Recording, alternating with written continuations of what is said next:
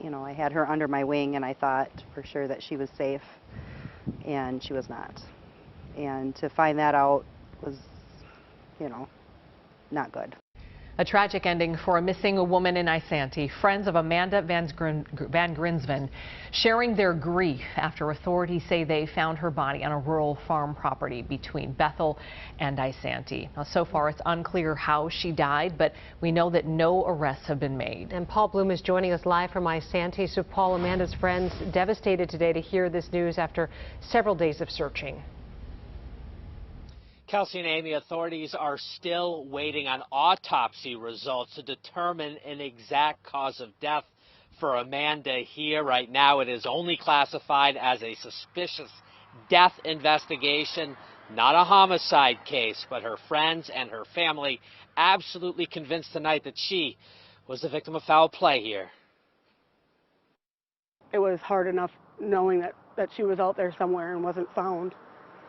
And now that she has been found, now it's obviously not the way that anybody wanted it to turn out. Grief and heartbreak from friends and coworkers of Amanda Jo Vangrinsven at the Isanti VFW.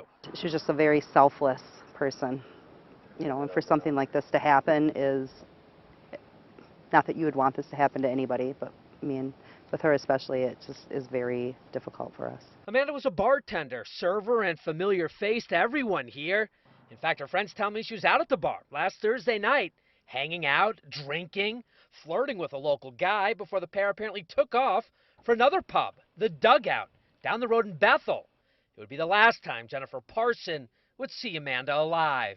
I just want everybody to know that the world lost the sweetest, most generous person.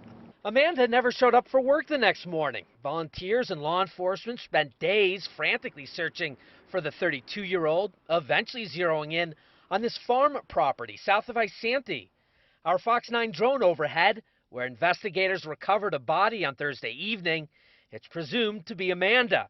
But detectives tonight remain tight-lipped, only telling us that they are awaiting autopsy results and that no one is in custody, classifying the case as a, quote, suspicious death. We lost a friend. They lost their loved one in the most atrocious, heartless, inhumane way anybody could ever think of. And it's gut-wrenching. And into the newsroom from the spouse of the man last seen with Amanda at the bars last week. Property records indicating that the family owns this farmland where Amanda was found last night. Quote, "My heartfelt sympathy and prayers go out to Amanda's family and friends.